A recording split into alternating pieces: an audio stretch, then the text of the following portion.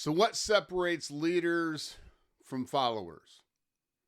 It's a question that we often ask. And, John Maxwell would say that, for leaders to be great leaders, they at one point in time had to be a great follower.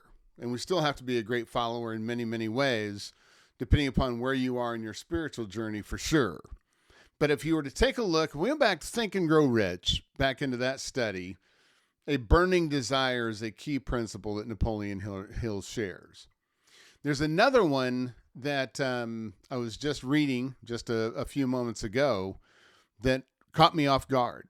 And it's also one that I think foundationally is probably is close to my values, if not the foundation of all my values and beliefs. Not all my beliefs, but all the good ones anyway.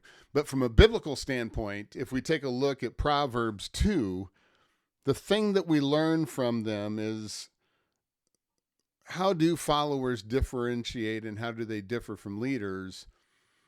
And I think probably the aha moment, and it was a comment and a quote that John Maxwell made, is if you take a look at Proverbs 2, which reading the Proverbs a day, obviously I didn't start on the first of the month, but as I dove into Proverbs 2, it was this very key principle that the key difference may very well be desire. If we take a look at desire, a big difference between every time somebody has stepped forth into leadership has been a desire for something to get better, to serve people, to lead people, to be a servant leader, to change the conditions, the circumstances, or to do and add value to something. There was a desire that forced them to go from being a follower and part of the crowd to step forward and to risk all these things about them. Being ridiculed, being criticized, being judged, and yet taking the heat and stepping forward. There's also a discussion around, why would you do that? Why would you want it? What is it that you really want? How bad do you want it? I mean, there's all sorts of questions that we can filter through that and make sure that the desire is for all the right reasons. But I think the big question for me right now was, what is it do I really desire? What is there? Is there a yearning, a burning?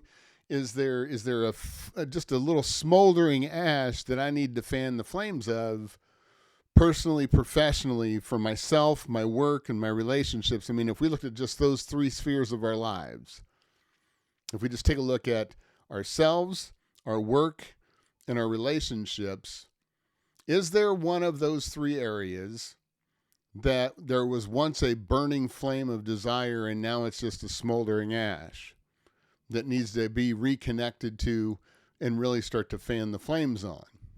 And I invite you, if you're not a journaling person, get Otter AI and just talk and let that be your journal. But I would love for you to take a pen and a paper, old fashioned pen and paper, and just answer the question.